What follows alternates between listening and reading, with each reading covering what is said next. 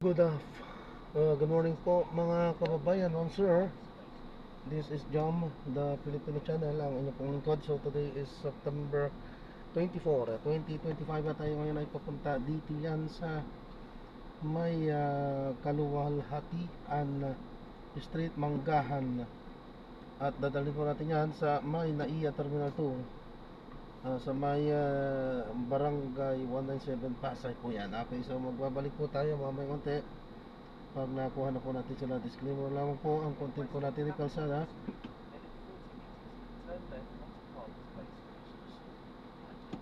at hindi po ang passenger. Kaya ka naman, sakasakali naman po na may marinig kayo mga pangalan ng lugar, pangalan ng tao, pangalan ng organization sa government or private man yan, ay wala pong kinalaman ng channel na ito. At wala pong pinapatungkulan. Lahat po ng pinag-uusapan dito ay pawang dito lamang po yan sa loob. At wala pong pinapatungkulan sa labas. Sige po, grabe yung mga daanan dito, sisikip.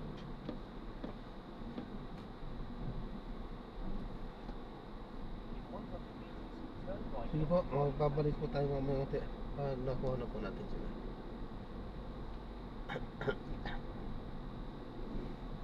Yung mga looban po na ano natin, sikip, hindi kasyang dalawahan, pero sikip, hihinto talaga ang isa. Okay po, so magbabalik po tayo mamaya natin po pag nakuha na po natin sila.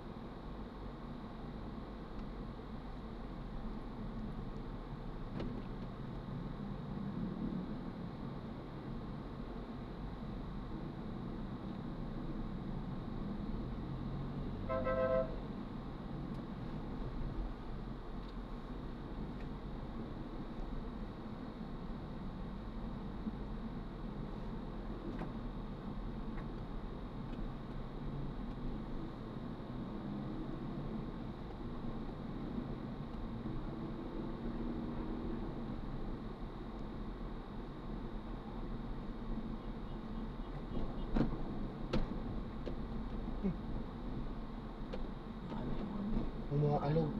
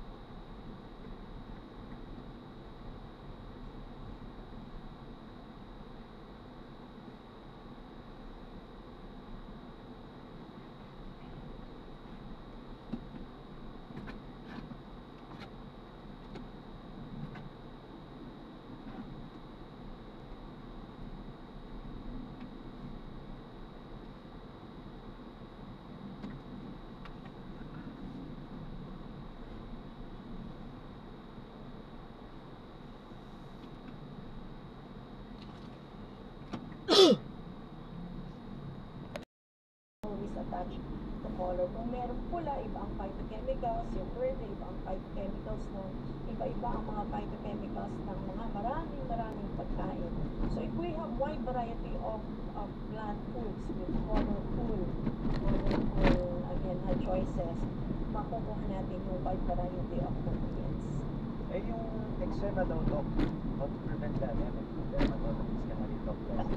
Kaya nga, kasi puro mga balag-balag. So again, may mga tinatawag tayo immune disease. Yung mga, we need to improve our immune system. Pero meron tayong autoimmune diseases.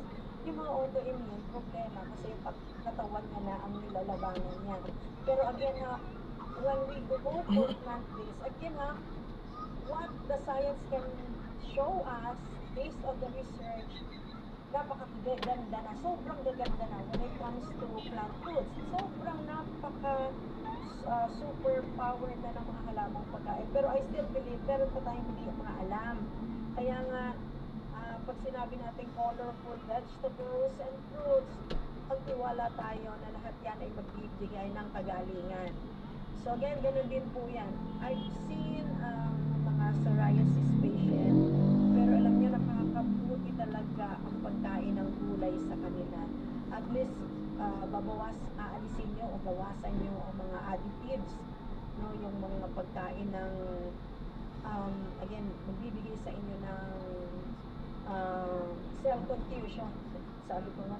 So again, go for natural. Yung mga simpleng cookies lang, gawin nyo na po yan. And pag binawasan yung mga asukal, yung sugar is number one, culprit. Number one culprit ng pagkakasakit. So pag tinaas nyo ang fruits and vegetables, binabaan nyo ang simple sugar, yung mga matatamis, minatabisan, no? Pagkain may loaded with sugar, and then that will improve your immune system. At ito nga po yung sinasabi ko na it will bring down your inflammation. Yung pagbaba ng inflammation ay talagang very important yan for healing. Sunod, Doc, ito naman, sa mga kabataan naman yata itong nagtanong sa atin. Nabanggit na daw po kanina ang peanuts. Totoo daw po bang nakakapagpa-pimples ang mani?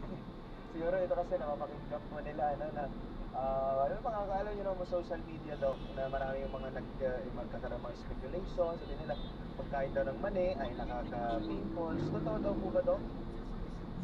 Ganito po, may mga kumakain, hindi naman kumakain ng mali, may pimples pa rin. Diba?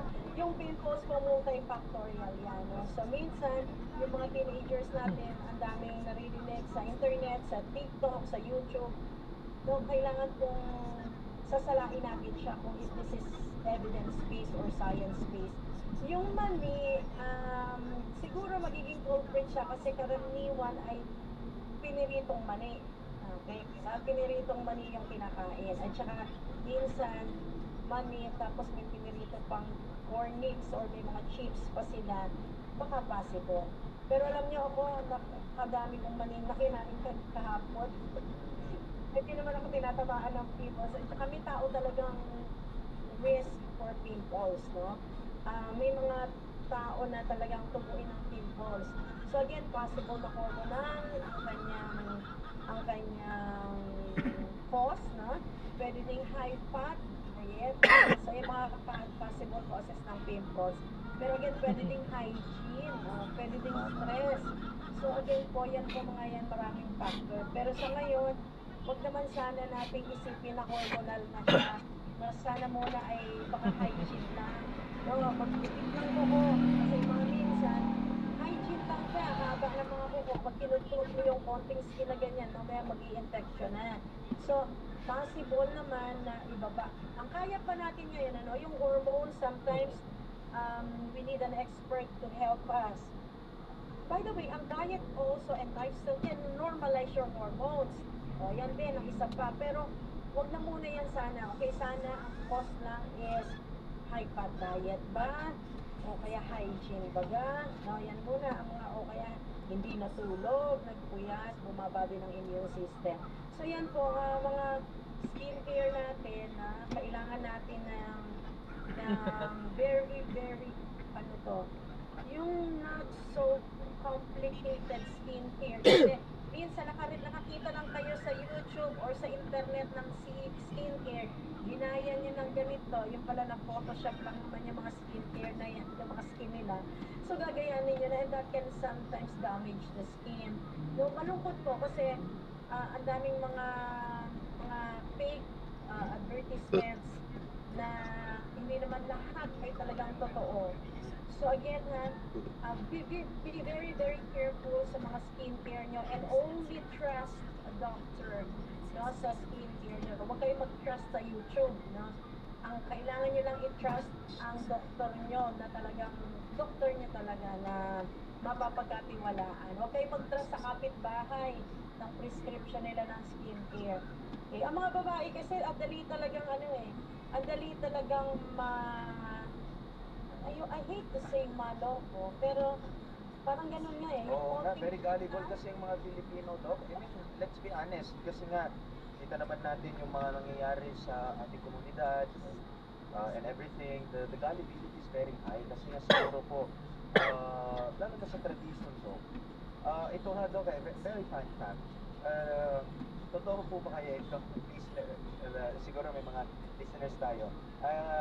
There is this kind of tradition by Filipinos that sabi nila to prevent pimples from growing into your face all throughout your life is yung first menstruation daw, sorry po sa mga pasintabi lang po sa mga kung ano po ginagawa. Yung first menstruation daw ay iwawash mo sa iyong mukha.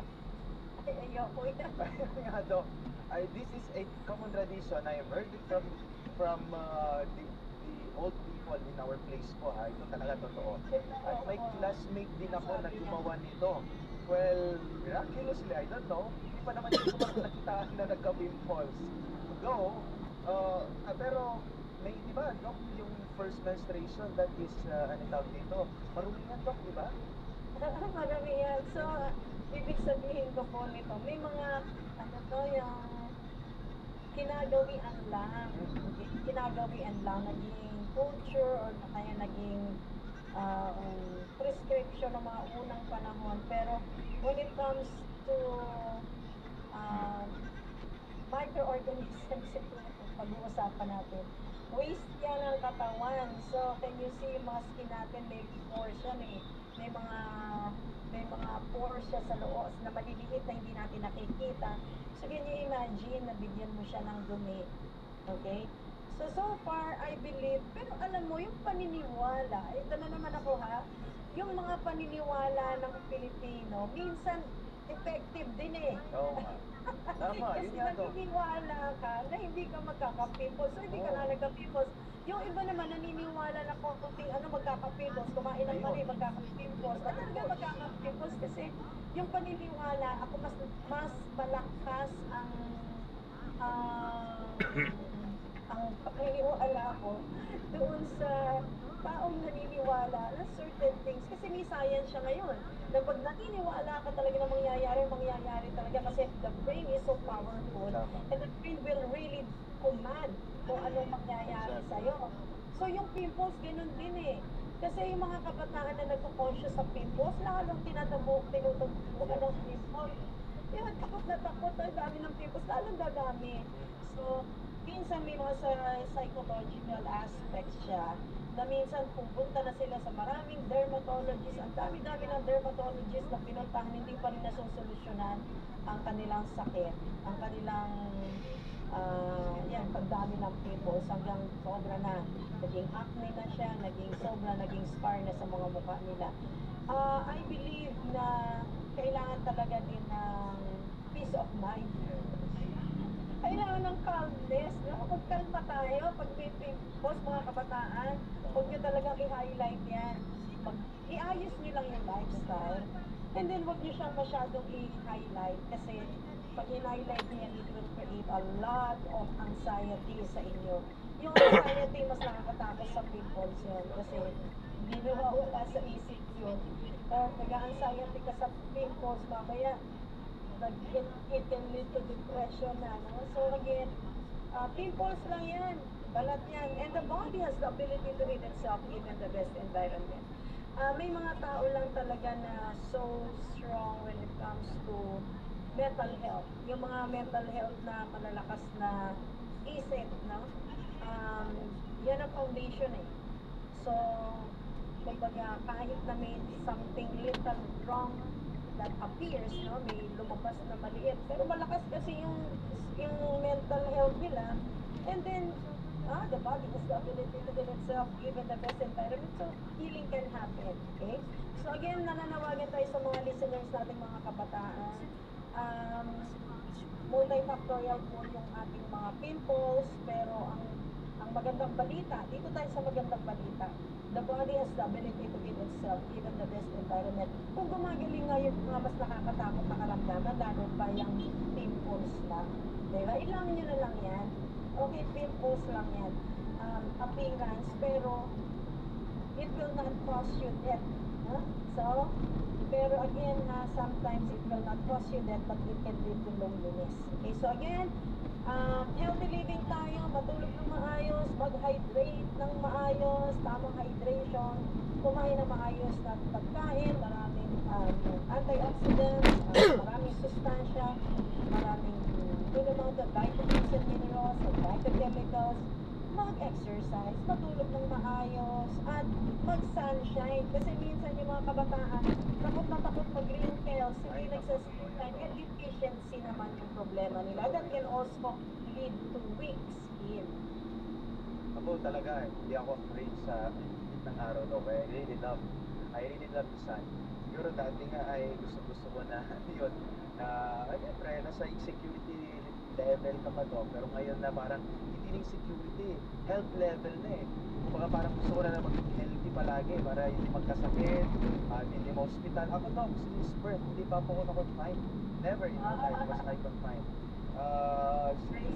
Yes, no, praise the Lord talaga. Yun yung kaya kong ipagyabang sa mga oras ng panunod. Hindi sa aking sarili, kundi sa Panginoon po. Kasi never pa po ako, never went to any hospital po dahil sa anumang mga sakit. I really praise God. Siguro isa pang may i-testify ko doon. Isa ko nung kabataan din. Siyempre po bilang estudyante, doon sa labas ng school, may mga nagtitinda ng mga chicken skin, gano'n, mga proben, chicken. Yun yung guide. Ang ginagawa po namin, only 10 piso lang kasi yung Doc, tapos ang dami pang mga gradient oil. Lalagay mo lang siya sa kanin, ilalagay mo lang sa kanin, busog ka na, tanghalian na namin yon. Tapos ayan, pagkatapos yun na halos tanghalian namin, ayan tuloy, tubuan ng pimples, no? Ibig sabihin yung oily, tapos napaka-oily ng mukha, ibig sabihin parang sinisiprit lang no katawan yung kinakain, kaya yun tuloy, ang daming, pero ngayon Doc, tignan mo ko yung peanuts naman. Ako halos everyday po ako kumakain ng nuts kasi I do my overnight oats in the morning. Lalagyan po ko dyan ng almond, cashew, peanut, lahat ng nuts na doon, yung mga seeds, pumpkin seeds and all. Full pack po yan, every morning po ito. Tapos lalagyan mo ng berries, like strawberry and blueberry and all. Ayan, yun lang po Doc, yung breakfast ko, hindi naman ako tinubuan ng pimples, nagkuhan pa nga, dito, mas, better pa nga yung skin. So, I can say na it's not, yun nga po, hindi talaga, pero minsan yung utak po natin, yung sobrang ayaw mo magkaroon, yung nag-boom. Pero sa panahon naman ayun na nga, may mga isipan tayo, when we have the positive outcome sa ating buhay. So Doc, meron po tayong katanungan pa. Sabi po ni Ma'am Sara, Doc, di po ba mawawalang sustansya daw ng gulay kapag isinausaw sa kalamansi na may konting asin? Hindi po mawawala. Saan pupunta? Ganito po, yung mga gulay, may mga nutrients na pwedeng, kasi pag hiniwa niyo yung gulay, na-expose yung mga cellula nila, pwede din lumabas yung sustansya. Kaya for example, pag nagluto kayo na may sabaw, okay, lalabas doon yung ibang sustansya, kaya kailangan nyo din makonsume yung sabaw. So same is true po with calamansi, no? Pag halimbawa, sinawsaw nyo yung inyong pagkain sa kalamansi o nilagay niyo yung kalamansi, hindi naman masyadong maalat yung pagkatimpla niyo ng kalamansi, hindi kainin niyo na rin yung kalamansi niya, no? Yung sabaw ng kalamansi, no?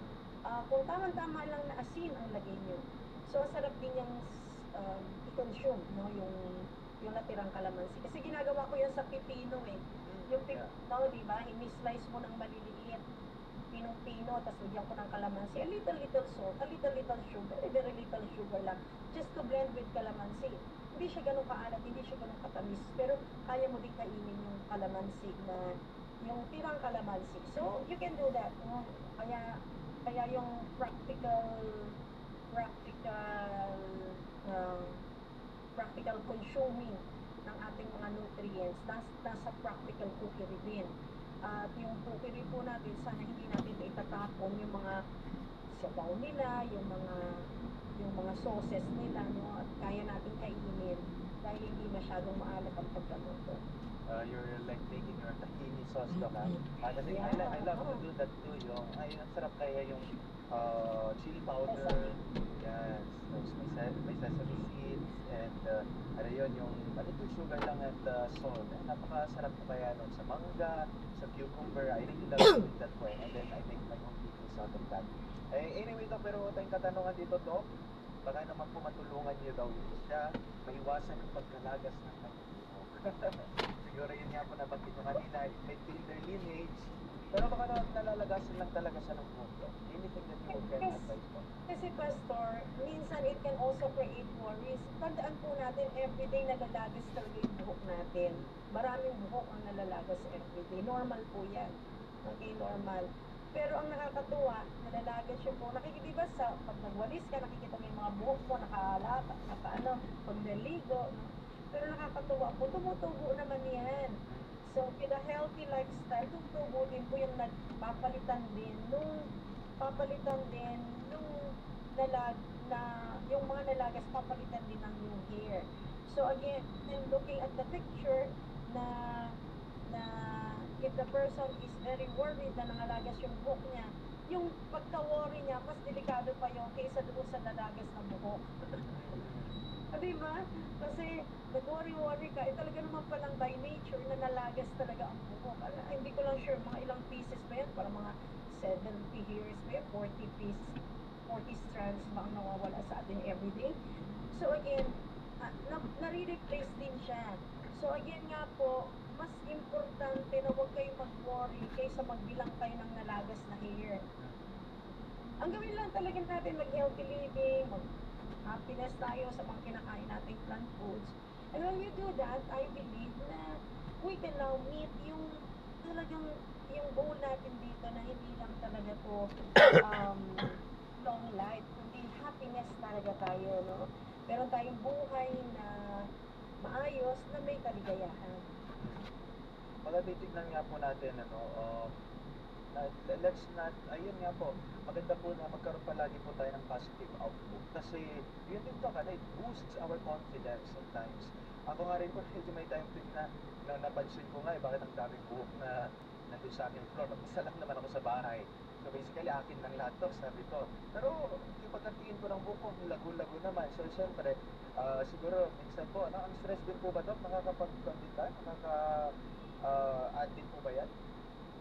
Oo, Oh. yung worry. Yung worry, yun nga. Yung worry mo, lagi, nalalagasan ka. So stop worrying, kaibigan.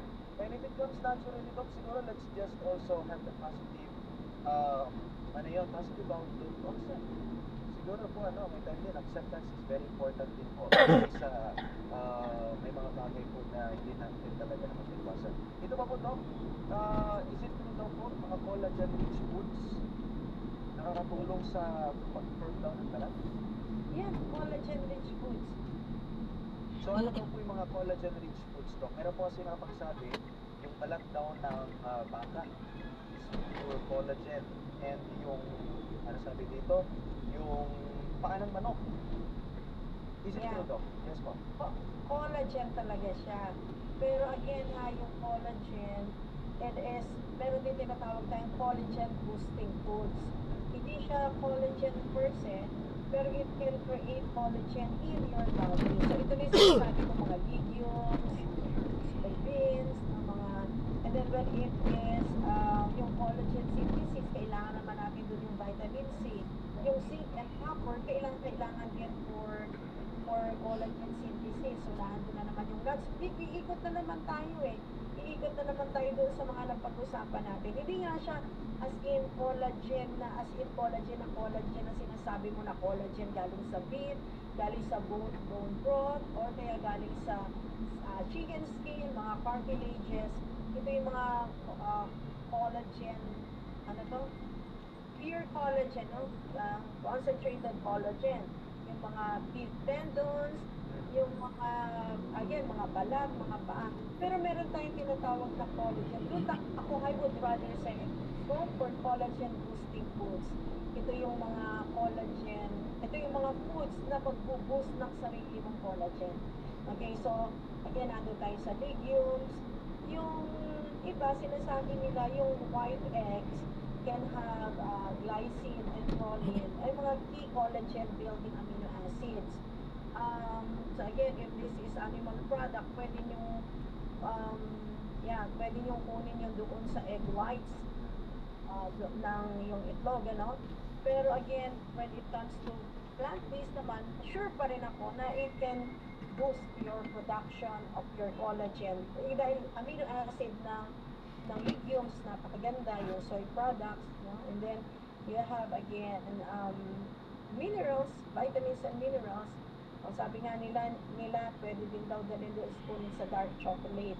Pero practically talagang yung collagen synthesis pwede doon sa seeds, sa nuts, And when you combine protein plus vitamin C in meals, okay? And then stay hydrated, that can produce collagen production sa ating katawan. And avoid, of course, simple sugar and smoking kasi this sugar and smoking, yung mga paninigarilyo na yan, yung mga pollution na yan, this can also damage the collagen fibers, nag-accelerate ka na sana nag-boost ka na sana ng collagen sa katawan mo, kumain ka naman ng sugar, then na-damage din yung production ng collagen fibers sa katawan. So again, that's the reason why yung mga tao na mahilig sa asukal, mahilig sa paninigarilyo, mabilis yung aging process. Walang disiplina tong mga to. Ang bata pa, mukhang matanda na. Talagang naglakad ka talaga. So again, Pwede naman silang tumabi muna when it comes to prescription kasi hindi dapat isama talaga sa pagtuturo sa school yan. kundi Yung other ganyang bagay. health-enhancing nutrients. Alright, thank you so much, Doc. Sabi rin ni Ma'am Sara, salamat daw, Doc, dahil ang ulam niya daw dati ay manilaga. Kangkong, okra, kamote, at minsan sinasawsawan niya daw Kamali ng ka, kalamansi. ano eh. Kasi nga po laga naman yung pagkain niya. So basically, yung sinasawsaw niya po sa kalamansi. So thank you so much, Ma'am Sara. Isa na po sa mga listeners natin, Doc, na talagang gumagawa na po sa ating pong mga pinag-uusapan. Sabi rin po ni Ma'am Emily, relate much po ako sa hair falls o yung mga hair sa suklay everyday. May anim po kami kids and housewife po ko din. Di ko din po talaga maiwasan, may stress daw, Doc, bless you. Kaya ano may So papayo don't po worry dito? ha, kasi po approximately meron tayong mga 50 to 100 hairs per day na nawawala sa sarili natin, sa buhok natin. So don't worry, normal lang po yun. Lahat nagkakaganon. Huwag na po may Huwag lang po stress. tayo mong problema. Wag na may stress, mga kaibigan. Kaya po ito may programa po tayo, The Healing Wonders of Diet, para hindi kayo may stress. Kundi, ano yan, Doc, para lumaglog yung kanilang pakiramdam. Para hindi nila masyadong isipin yung mga tradisyon, at saka hindi din nila masyadong isipin yung mga natatanggal sa kanilang mga buhok, and all, ayan. Bangpad, ano tawag dito? De-stressor, itong programa natin, Doc, sa ating mga listeners. Pagpalit na tayo, pastor, ng program. Oo. Hindi na Healing Wonders of Diet, kundi de-stressor of our listeners. Yes. Doc, anything that you want to, any last piece of advice sa ating mga listeners bago pa tayo mag-end sa ating pong live program? Kaya naniniwala po ako na lahat ng kailangan natin ay ibinigay na sa atin ng Panginoon. So let's enjoy eating plant foods, fruits and vegetables, nuts and grains. Lahat po yan ay talagang super food na tinatawag natin. Hindi lamang sa inyong buhok, sa inyong mga skin, kundi sa buong katawan po. At ito po yung maglilid sa atin ng kalusugan, hindi lamang po kalusugan, kundi kaligayahan. So God bless po sa inyong lahat. Ayan, maraming salamat, Doc Leslie, mga kaibigan. Tandaan po natin, ang tunay na ganda ng balat at lakas ng buhok ay hindi lang nakikita sa panlabas, kundi bunga ng tamang pagkain at maayos na pamumuhay na ayon sa kalooban ng Diyos. Sabi nga sa Salmo, Kabanata 103, Talata 5, binubusog niya ng mabuting bagay ang iyong bibig. Ano pat ang iyong kabataan ay nababagong gaya ng sa agila.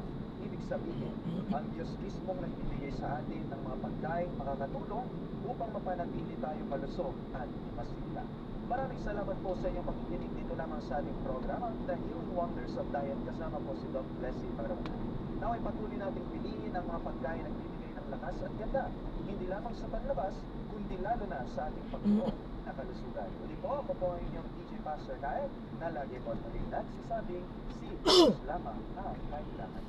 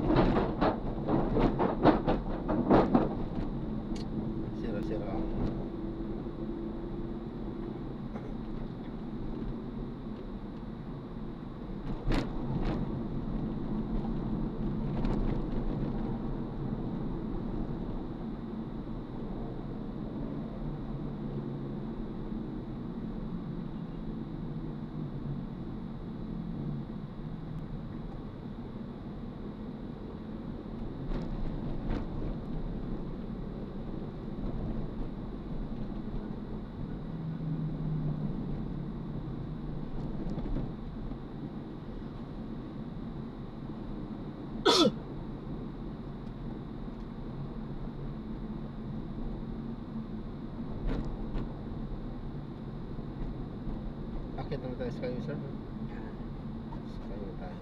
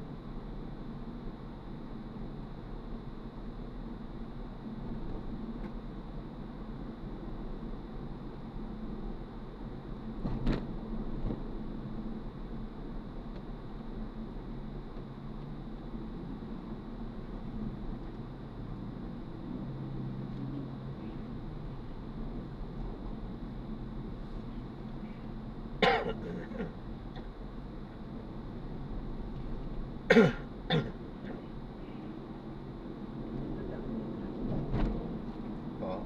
Dadaanan niya. Diretso na to sa terminal na.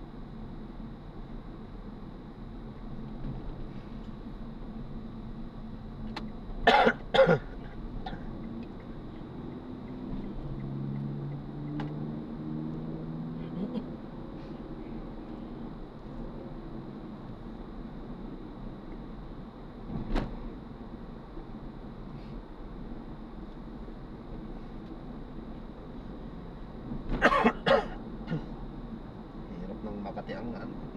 Sorry po.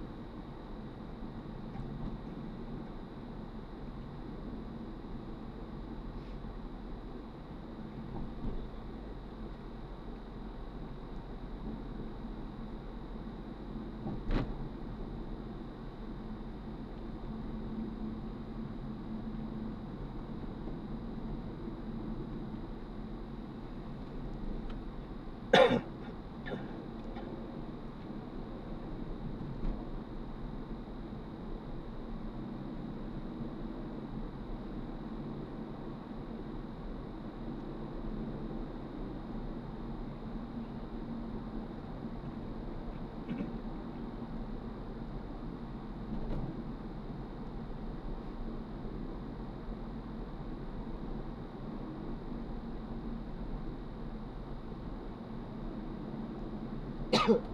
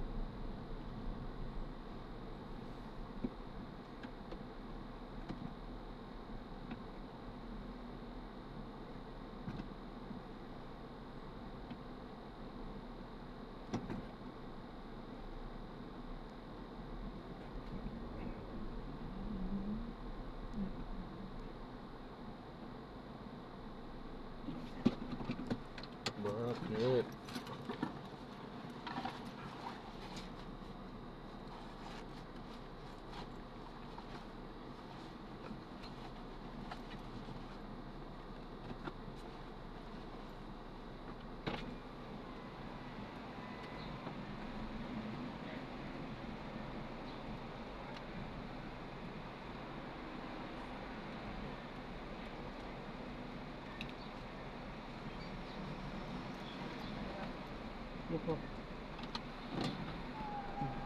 Ano po? Ano nila?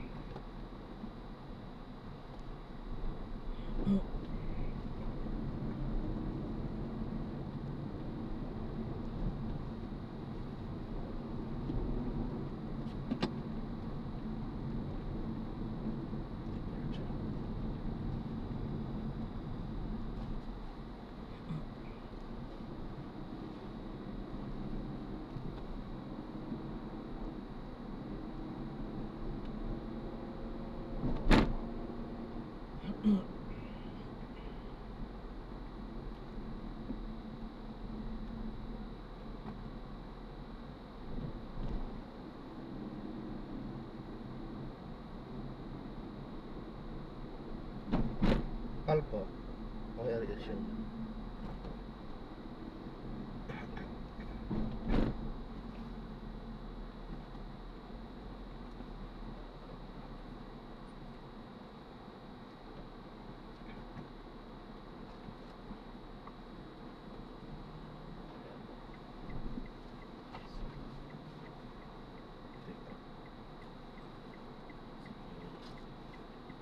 Wala po makakalis eh.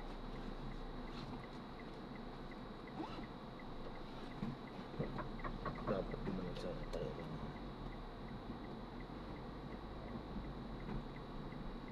ay bawal po kasi yan.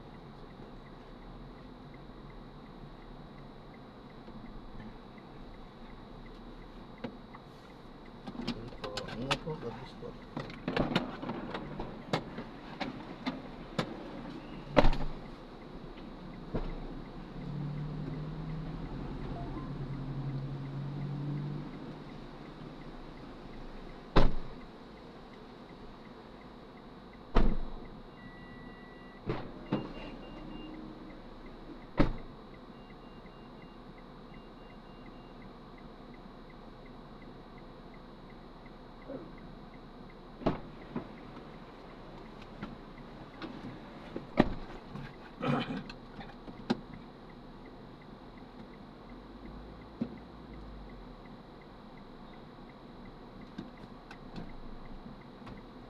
Bukas. Siya na rin.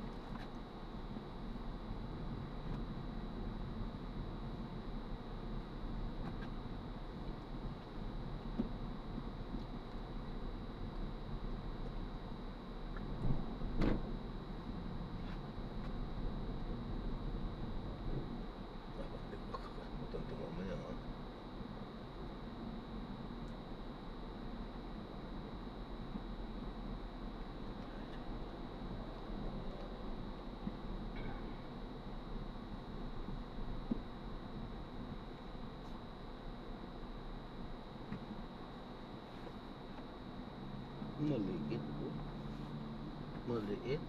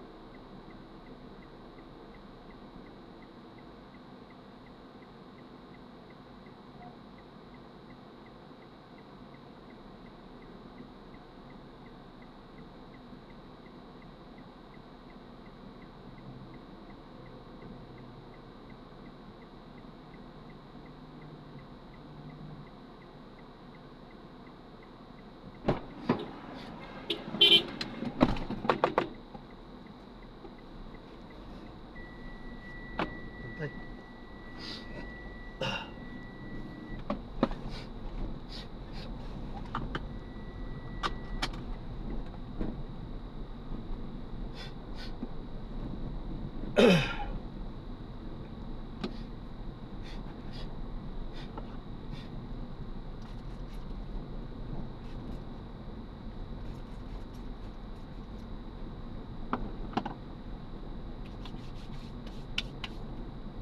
police.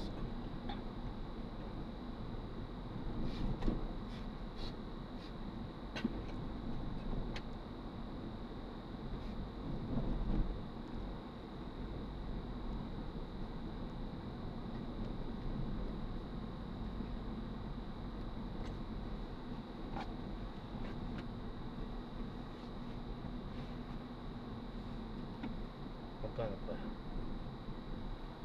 Magkano ba ito? Mahal to. Pag dito. Airport to.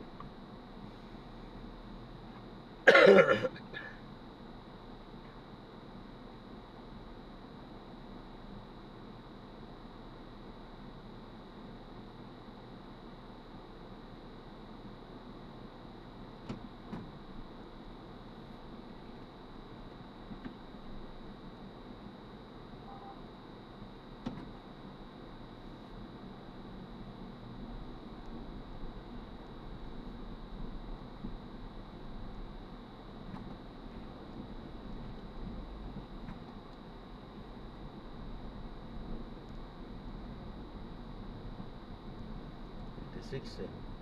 Diesel pa lang yan. Diba?